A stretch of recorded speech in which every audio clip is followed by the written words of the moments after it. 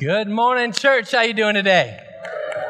Welcome to a great day here at the shore. I'm so glad that you guys are here today. Now, we're in a series right now called From the Ground Up, and it's about the life of a man named Nehemiah. Before we jump into that, though, I want to give you an update. I told you last week we were a certain distance away from our goal for our Dominican Republic project that we're doing. You see, we bought land, we're building a school, and now we're trying to furnish that school, kind of make the Skills Training Center work all the way across the board.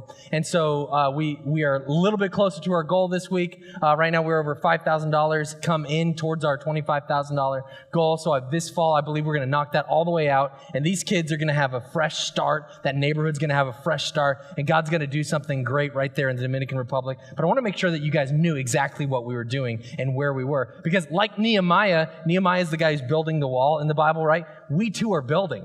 We too are trying to change the future and the destiny of a people group. And so we want to make sure that that is happening in the Dominican Republic. And so today, if you want to make sure that your gift goes towards our Dominican Republic project, you just put it in the Kingdom Builders Fund at the end of service, all right? So today, week number 2, I'm really excited about today. Because last week we got to kind of kick it off. We got to learn about Nehemiah, who he was. We got to learn that God gave him a burden and God gave him a dream, something to live for and something to chase after. And today we get to see how he actually pursues that dream, how he actually pursues that calling. And we can learn from his life how we too can see that dream become a reality. And we can see our calling and our purpose drive us to see success in our life in God's eyes. All right? So what we're going to do is I'm going to go back to chapter 2, verse 8. I kind of finished with this verse last week. And Nehemiah has this plan. He has presented it to the king. He has a dream to rebuild the city of Jerusalem, which he is now 800 miles away from. And he has this dream of building it. And he goes to the king and he says, hey, I would like to go back. And he says, will you send me? And the king says, yes, I'll send you. And he says, well, I'm going to need some financial resources to make this happen. He goes, great, you can have whatever you want. And he goes, will you also give me some letters to make sure that I find favor with the government that's there? And he goes, here's the letters. Also, will you send letters to let me harvest the trees in this part of the world so that I can rebuild this city? And he goes, yes, here's the letters. And so in Nehemiah chapter 2, verse 8, the dream starts to become a reality. And it says this. It says that the king granted these requests because the gracious hand of God was upon me. The king did not grant his request because he asked. The king didn't grant his request because he had a plan or that he was passionate about it. The king granted his request because God was in the midst of what he was doing. Because this passion and this calling was from God. It wasn't just a good idea, but it was a dream that God had placed in his heart. Today, I want you to search for that God-sized dream in your heart. Find the thing that only God can do. And it can be anything. It could be something that you start, an endeavor that you pursue. It could be the restoration of a marriage or a relationship with a child. It could be a health issue. It could be anything. Just what's the God-given dream that you want to see happen? But it has to be from God. It has to be something that God has placed upon your heart. And like Nehemiah, I believe that one day we will say, God granted this because his gracious hand was upon our life. And so today what I'm going to do is I'm going to show you Nehemiah going to the city of Jerusalem, rebuilding the wall, and restoring the city. And the people are protected at the end, and they have great favor, and it's its own city. It's working again. The walls are rebuilt. The gates are rebuilt. And so that's the end. But I want to kind of approach it in a different way. You see, Nehemiah did a lot of things right in order to see this dream become a reality. So I want to tell you how to do everything wrong so you don't do them. Is that kind of like a little bit of the reverse of what you're actually supposed to do? Is that okay with you guys? One person, it's okay with you. Okay, I'm going to go over here. Can I use a little bit of reverse psychology on you guys over here? Yeah? Okay. So what I'm going to do is I'm going to tell you how to have your dreams fail. I'm going to encourage you today. It's going to be a good day in church. This is how your dreams, let's not say fail. Let's say fall short. You ever have a dream fall short before? Only you? Nobody else? I've had dreams fall short. I've had things come up that I'm like, ooh, I would love to see. It's not happening, right? This is how you make your dreams fall short. Okay, so I'm going to complete the sentence. Dreams fall short when, and then I'm going to finish the sentence 3 times. Is that cool with you guys?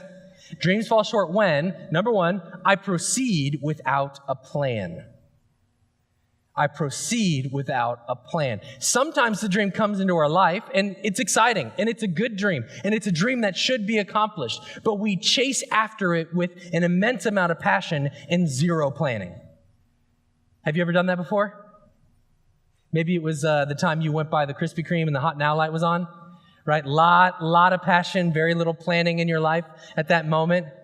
Right? Like we have these times in our life where passion takes over. And Nehemiah was passionate about rebuilding this city and helping these people and leading them into their future that God had ordained for them. But he planned and he planned and he planned. We learned last week that from the time he heard about the need to the time he presented it to the king, he prayed and planned for 4 months. And now the king has sent him to Jerusalem, an 800-mile journey, sent him with guards to protect him along the way. And he shows up in Jerusalem. And in Nehemiah chapter 2, we read this. He says this, "So I arrived in Jerusalem. 3 days later, I slipped out during the night, taking only a few others with me. I had not told anyone about the plans God had put in my heart for Jerusalem." So he shows up on the scene and he isn't the savior. He doesn't go, "Hey guys, guess why I'm here? I'm here to save you, to rebuild the wall." He just got on the scene. So he's like, I'm gonna wait a little bit. I'm gonna go to the city. I'm gonna be a part of it for 3 days. I'm gonna slip out during the night. I'm gonna survey the damage to the walls. I'm gonna take a look around the city. What is he doing? He's planning. I had a church planter in my office this week, and he asked me, "Can you tell if someone who's starting their church, if they will be successful?" Now, define successful, it's hard to do. But he was implying that, how do I know if someone is going to plant their church and they're going to make it? They're not going to close the doors. They're going to have enough of everything, people, funding, whatever it takes. He says, so how do you know? And I just looked at him, and I didn't have like the most profound answer ever. I just said, when I'm talking to them, when they share their dream and they share their plan, I believe them. That's it. That I believe that that's going to happen. Some people have a dream and they have a plan, but they say it and you're just like, I don't believe you. You ever hear those people? Right? Like, and not like I'm some spiritual giant that I can discern the will and thoughts of other people and that I can determine their destiny, whether I feel it or not. But what I was telling him is like, some people have a lot of passion, but you can't really see the plan coming to fruition because they haven't examined the city. They didn't slip out at night like Nehemiah and walk the streets and investigate the wall and the amount of repair that needed to be done and get to know the city and the officials and the leaders and identify who was in the city. See, that's what he's doing. And then he goes on, the city officials did not know I had been out there or what I was doing, for I had not yet said anything to anyone about my plans. Nehemiah is planning. He is passionate, but he also has to plan. You may have a dream in your heart and you want to share it with every single person. Can I caution you? Stop for a second. and plan. Before you open your mouth to share the dream, begin to plan. Begin to pray. Begin to ask God how. Begin to survey the situation before you and say, okay, God, if you want me to start this business, what's the best way to do that? What's the best timing to do that? How do I secure the right resources? You want to restore that relationship. Don't just call them up on the phone and be like, hey, I want to make it work. No, you got to have a plan. How do you show the adequate amount of love? How do you rebuild trust? How do you, get the plan together before you start sharing the dream? And Nehemiah does that. So in your dream, whatever it may be, what is the appropriate steps to plan to make sure that that dream can, in fact, become a reality? Plan, plan, plan. Nehemiah had a plan in his heart. And then eventually he stood up and said to the people, here is the dream. Here's what I'm passionate about. Here's what I want to see happen. Will you do it with me? Here's the plan on how we're going to make it happen. And a lot of people jumped in. A lot of people jumped in. Why? Because Nehemiah was believable.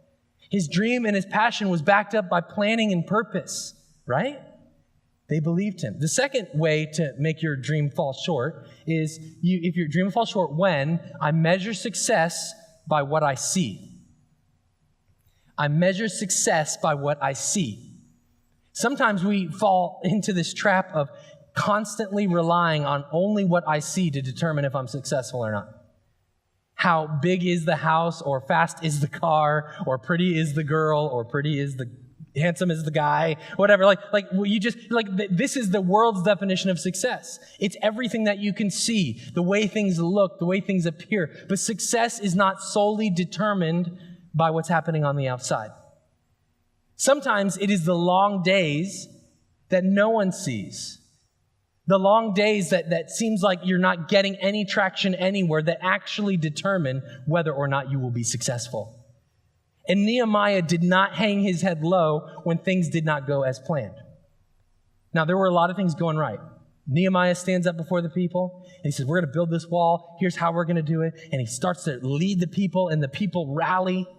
In fact, here's what he did. He broke down sections of the wall into different people groups, and he said, okay, you guys can do this part, and you guys do this part. And he broke down a very big project into smaller bite-sized pieces, not bite-sized people. That's weird. Okay. Bite-sized pieces so that people could take on these little spots. Does that make sense? And so in chapter 3 of the book of Nehemiah, it says so-and-so took this section, and next to them was this people, and next to them was that people. And the very first section is taken on by the priests. The priests. They don't know how to build a wall, but they did it anyway, right? They put their hand to work on what was before them. Next to them was another group of people and another group of people. In fact, at one point it says, hey, this guy built the wall, and he wasn't a wall builder. He wasn't a mason. He was a goldsmith. And he could have said, well, I'm not really a wall builder, guys. I'm a goldsmith. I don't know how to do this. But instead, he takes his hands and he does what he can to further the cause. And next to the goldsmith was actually a guy who made perfume. Now, if the goldsmith worked with his hands, the perfumer, he definitely was not a wall builder, right?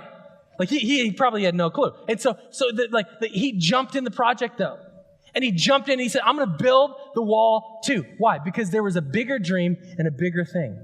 And Nehemiah had this incredible support from the priests to the goldsmiths, to the perfumers. And then in one section it says, and there was a guy who had no sons, he had daughters. So him and his daughters built the wall. That's pretty cool. As a father of daughters, I'm like, heck yeah. We will build the wall, man. We're going to get it done. And it's such a beautiful picture. Shoulder to shoulder, section by section, people taking on only what they can and doing it and building it. Now, I feel like that's such a beautiful definition for a church, for the church of what God has put before us. Not just our church, but all churches. That we can take on what we have. That we can begin to claim this part of the city. That we can begin to say, we're going to put our hands to work on building what God has called us to build. Because there is a big dream in front of us, isn't there? There's a big dream because the city of Sarasota has people in it that do not know him.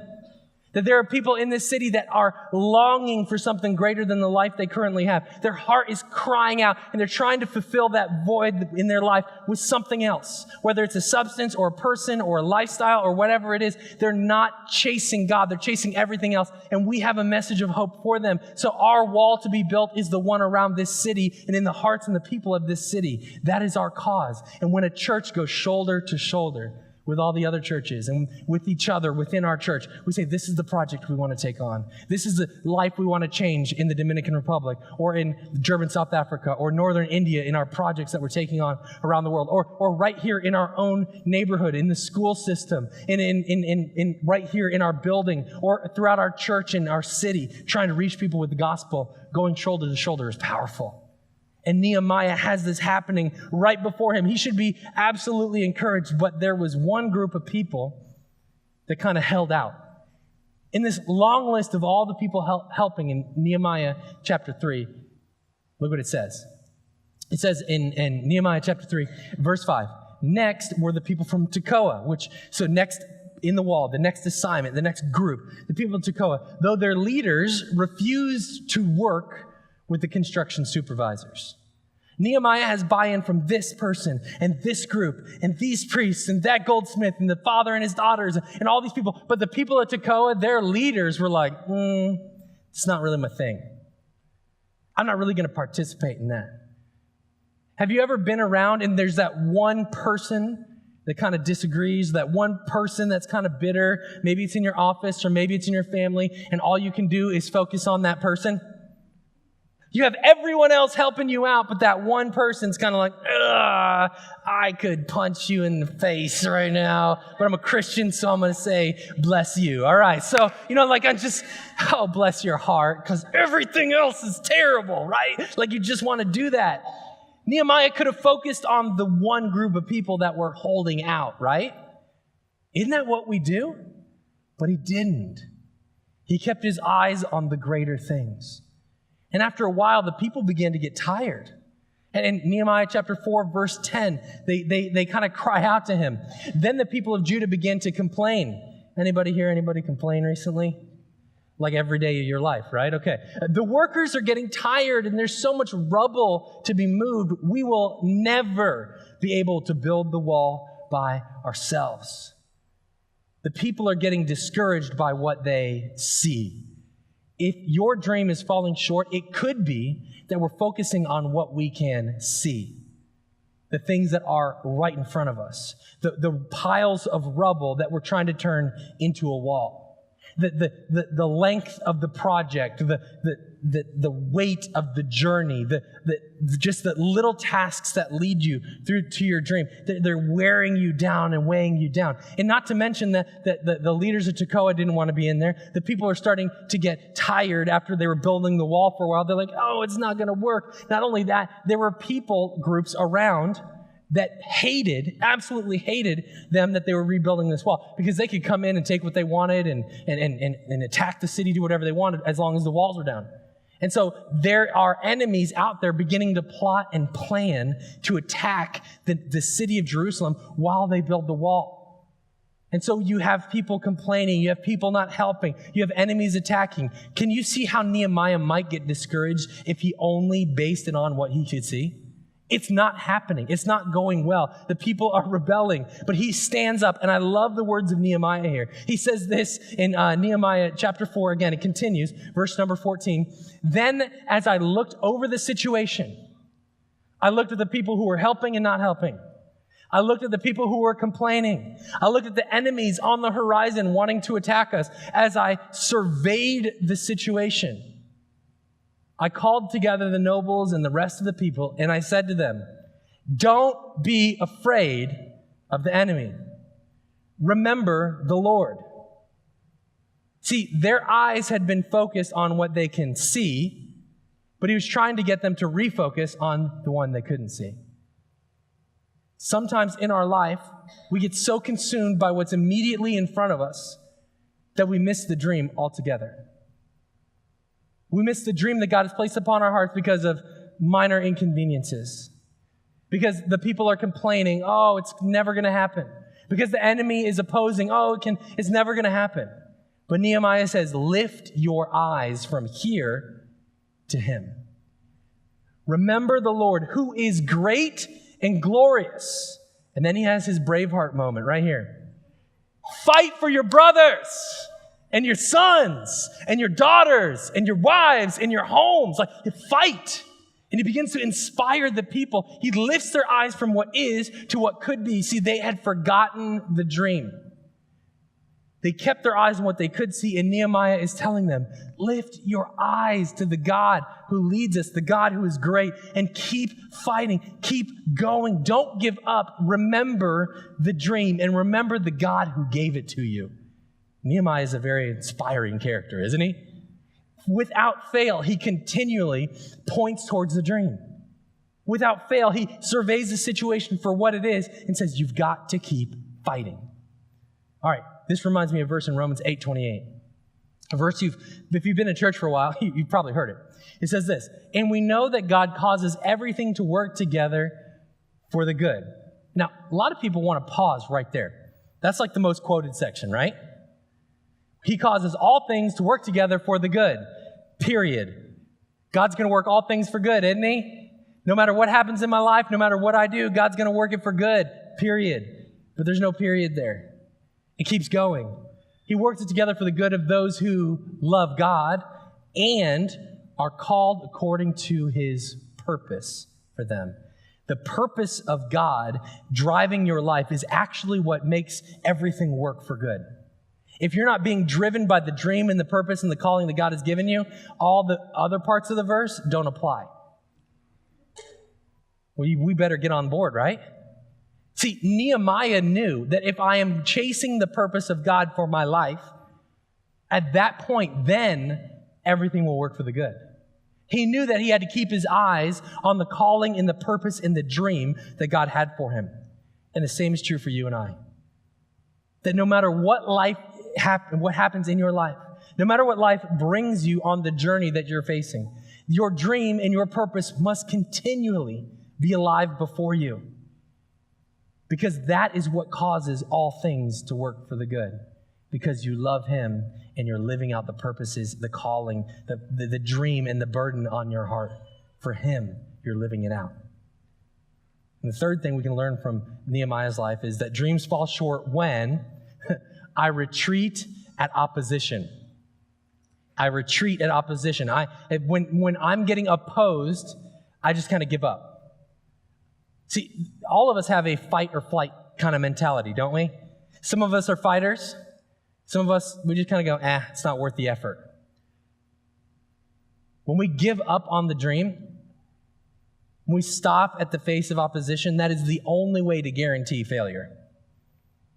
The only way to guarantee failure is to stop fighting. The only way to guarantee failure is to stop going for the dream. Even if things are a setback, you still have the dream as a possibility. But when you quit pursuing it altogether, the dream is absolutely dead in that moment. Give God a chance to see your dream become reality and never give up. Do not retreat in the face of opposition. I told you earlier that some people wanted to attack Nehemiah in the city of Jerusalem, the Israelites, and they did not like that they were rebuilding the wall. Here's a couple of the guys that were saying that. So check it out. In the next section of passage here, it's Nehemiah 4. Sanballat, that's his name, was very angry when he learned that we were rebuilding the wall. And he flew into a rage and he mocked the Jews, saying in front of his friends and the Samaritan army and officers, what does this bunch of poor, feeble Jews think they're doing? He's insulting them. They have no way that they can rebuild this wall. And he continues kind of insulting them and speaking, opposing them. Do they think they can build the wall in a single day by just offering a few sacrifices? He's mocking their religion, who they are, their strength. Do they actually think they can make something of stones from a rubbish heap and a charred ones at that? He's just saying, you're never going to make it. There may be voices in your head right now saying something similar. You think just going to church and praying is going to make a difference? It's not going to happen. You think God actually cares about you and your situation? He's got bigger problems. You're never going to have that relationship restored because you know what? You just screwed it up for good this time. You're a failure as a parent, and your kids are never going to have a good relationship with you. Have you heard those kind of lies before? That is what is happening to Nehemiah. And Nehemiah writes these words down. He heard them. He knew them. And the lies come and they come and they come and they come. They call them feeble. He mocks their religion. He says your cause is not even going to happen because you don't have the right resources or materials. And the same lies come into our life when it comes to our dream. You're never going to be the husband, wife, parent, co-worker. You're never going to be loved. You're never going to see the dream become a reality. Those lies come in again and again and again. And if we retreat at that opposition, the dream will die with that retreat. But Nehemiah doesn't do that. Look what it says in the next passage of Scripture, that in Nehemiah chapter 4, verse 8. They all plotted together to come and fight against Jerusalem and stir up trouble. They were coming. They're plotting. They're coming. But we prayed to our God and posted a guard day and night to meet this threat. He didn't give in to opposition. He actually opposed the opposition. He did not let them come to him. He actually put up the gates. And he didn't just put a guard up and stop the work. Look what it says in verse 16. He has a plan. From that day on, half of my men did the work, while the other half were equipped with spears, shields, bows, and armor. And the officers posted themselves behind all the people of Judah who were building the wall. And it continues. Those who carried materials did their work with one hand and held a weapon in the other. And each of the builders wore his sword at his side as he worked. Now, think about this. There is a credible threat on the horizon. There are people that want to attack your city and stop the progress of the wall. Now, our temptation is to stop the wall and engage with the enemy, right? The temptation is to stop the wall and go, you know what, I need to stop this threat before I can continue with the dream. But Nehemiah doesn't fall for the trap. Because if you get distracted by the enemy on the horizon, they've already won because you've stopped the wall. Does that make sense? The minute you stop chasing the dream, they won. They've distracted you from the goal. But Nehemiah doesn't do that. He keeps his eyes on the goal while simultaneously engaging the enemy. I think it's so hardcore that they are working with one hand and carrying a sword in the other, right? They're laying bricks with a sword on the side. They are ready to go at any opportunity, but they did not take their eyes off the dream. And each and every one of us have an opportunity at any time to be distracted from the dream. We didn't abandon it. We didn't give up on it. We're just kind of distracted. We've just kind of taken our eyes off of it for a little while. And as soon as we take our eyes off of it, the progress stops. Here's a phrase I want you to write down, something that we can learn and put into our lives. It has to do with Nehemiah. Don't let the immediate distract you from the important. Don't let the immediate distract you from the important. There are very important things in your life. There are dreams and purposes and callings from God. There are families that need to be put together. There's something in your life right now that is super important, and there are a lot more things that are trying to gain your attention, to distract you, to pull you away. The immediate wants to pull you from the important. But Nehemiah didn't let that happen. He didn't let the threat of the enemy stop the progress on the wall. In fact, here's kind of like a small sample of that, a conversation he has in Nehemiah chapter 6. Sanballat and Geshem sent me this message. Come, let us meet together in one of the villages on the plain of Ono. And his response is beautiful. But they were scheming to harm me. So I sent messengers to them with this reply. I am carrying on a great project, and I can't go down. Why should the work stop while I leave it and go down to you? They're trying to harm him. They're trying to call him away. And his response is beautiful. I'm carrying on a great project, and I can't come down. What is important in your life? Is it the way you're raising your kids? Is it the way you are engaging your spouse? Is it the dream that God has placed upon your heart? Well, what is it? What is this big thing? And what are some of the immediate things that are trying to pull you away from it? Could it be that those immediate things, you can have the same response that Nehemiah did?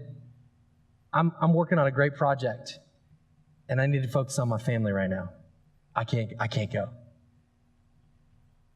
I'm engaged in a great project, so I can't be distracted with whatever this immediate issue is. I've got to keep my eyes on the dream that God has given me. That's what Nehemiah is saying. He goes, why would I stop working on the dream just to meet with you? He says, that's not wise. I've got to focus on what God has for me. I can't be distracted by the enemy. I can't be distracted by the opposition. I can't retreat in the face of opposition, but I need to engage fully in the project that God has given me. And that's a calling for each and every one of us. Each and every one of us need to engage in this calling. Now, here's a question for you. At what point in Nehemiah's life was he successful?